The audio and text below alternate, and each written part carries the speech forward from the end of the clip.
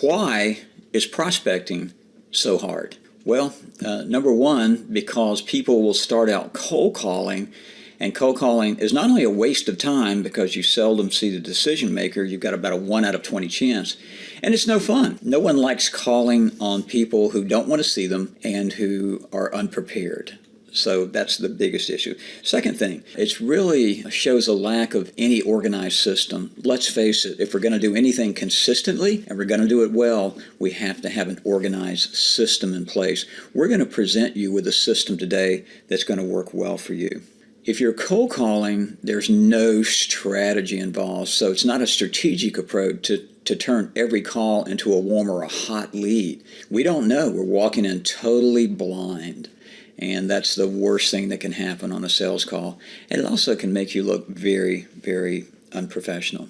When we make cold calls, we typically take the wrong approach anyway. So we haven't even planned out our cold calls. That wrong approach is we walk in, we introduce ourselves, we ask to speak with the decision maker who doesn't even know us. And we've got a gatekeeper who's been trained to stop us. So generally our direct sales approach ensures that we won't have any chance at all. Also, there's a fear, but I don't think it's the fear that you might believe or think. Most people say, well, gosh, I'm afraid to go out and make the calls. No. I think the biggest fear is not knowing what to do when you get there. And I think the biggest fear also is expecting failure. It's like, wow, I'm going to get beat up again today, but I'm going to do it because that's what my general manager told me to do. That's what my commercial manager told me to do. It's no fun. And that is definitely a fear. Also, we're going to be using the wrong words typically. I know very few salespeople who go out and make cold calls can answer a question when I ask them that question. The question I ask is, what was your word track on your cold calls? And it was, what? I don't think so. Let's talk about cold calling and why it is the absolute worst way to go out and make calls. And I've got old-timers that argue with me because there might have been a time 20 years ago or 15 years ago where it was a lot easier to get through gatekeepers. In today's world, where the average small business has 10 to 15 people a day either calling or dropping by, they've become very, very good at screening you out. So here's the first issue. You will only meet the decision maker if you just happen to be lucky. He or she happens to be walking out, or the gatekeeper's on break and the owner comes out. It's a 1 in 20 chance, and that's the numbers that we've kind of devised after researching it and following it for over a decade. Second thing, it's really difficult to get the first appointment when you're there on a cold call. Typically what the gatekeeper is going to tell you is, why don't you call him and maybe he'll talk to you. Getting an appointment's difficult if you just drop in the door. They don't know you. You have no relationship. No planning involved. Stop and think about it for a second. If you're cold calling, you're going probably to an industrial park. You don't know who's there. You certainly didn't look them up on the internet before you got there because you didn't know who was there. So you just kind of walked in the door. I know this about anything in life, whether it's going on your first date, whether it's planning your anniversary with your spouse, whether it's going out and making calls. If you don't have a plan, typically not good things come out of that. Imagine that you're on an airplane and the pilot comes on the loudspeaker and says, we really don't have a plan today. I'm just going to wing it. I'm worried.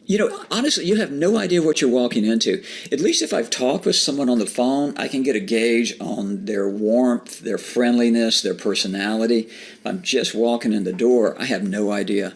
They might have just been hit by 5 other salespeople, and I'm number 6. I promise you, it's not going to be pretty. It's easy to cold call. I think that's one of the reasons people do it. You don't have to plan. You don't have to take any extra time. You just have to get beat up. You have no brand awareness. What do I mean by brand awareness? Well, a lot of times when we start out with a plan of attack, we're starting out with customers who drive our brand. If we're going through our service but not sold list, they're using our service department. Typically, they're driving our brand. Not always, but typically they are.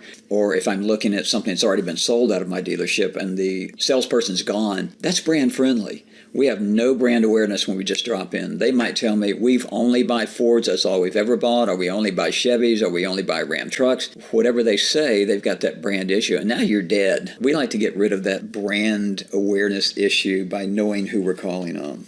There are no relationships to leverage. And what do I mean by that? If I got a referral into a business and I called them, the chances are they're going to talk to me because they honor their current relationship that referred me. So let's talk about having a strategy in our prospecting process. And here are some steps that we recommend. Step number one, find low-hanging fruit. That's kind of an overused term. What I mean by that, find prospects that are going to be dealer-friendly and friendly to you, based on how we arrive at finding those prospects, generally through referrals. So just be aware of that. Number two, create a system to get appointments. By systems, I mean a couple of things. Part of our system will be getting a referral. Our system will be having a word track, knowing exactly what you're going to say. Our system can even evolve down to calling at the right time. I know at 7:30 in the morning, if I call a business and someone answers, it's going to be the business owner. So that could be part of my system. Step three in your system is blocking out time to reach prospects.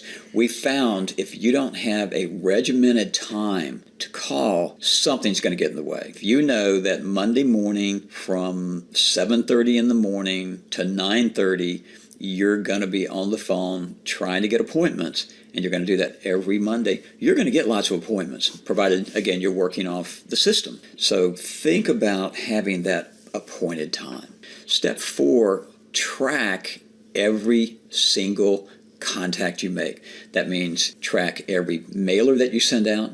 That means tracking every phone call that you make. That means tracking every physical appointment that you show up for. When you go to an event, we count that as multiple sales calls. So when you're writing stuff down and you went to, for instance, a landscaping monthly meeting and you met 5 new people, to me, that's 5 sales calls because you got an introduction. Now it's going to be so easy to follow up with those guys and call them and say, hey, I met you at the trade show and I just want to come by and see how we might be able to help each other. So it's very, very simple, but you've got to track it because if you don't, you're not going to know how many sales calls have I made.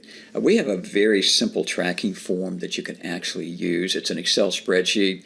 We prefer a CRM, but the tracking form is good because you can look at it, and it even has slots for first call, second call, third call, fourth call, fifth call, because we know that people are going to commit to giving you the right to quote, and that's what you're trying to get to between the third and the fifth call. If it happens sooner than that, that's great. That means you're doing an awesome job of building relationships. So think about tracking everything that you do. You need to create a value add approach, and let me spend a little time on this because we're going to talk about it further, so I'm not going to go into detail. We'll go into detail later. Value is in the eyes of the beholder. So what you think is valuable to you might be of no value to your prospect. If you think you've got a great service department and you're going to, pardon me for this term, you're going to show up and throw up, you're going to tell them all about your service department, they don't care because they don't know you yet and they don't know your service department. You've got to find out what's valuable to them, and then you can begin to add value. So don't throw up all over the customer. Ask great questions. Step 6, make the sales call. Nothing creates success like consistent action.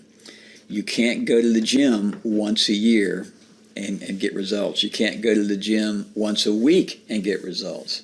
You've got to go just about every day. And it's the same thing with sales calls. You have to be on the streets. You can take a rest day in between occasionally, but you have to be on the streets or you have to be at events. Again, we're just so strong on events. We'll talk a lot more about that.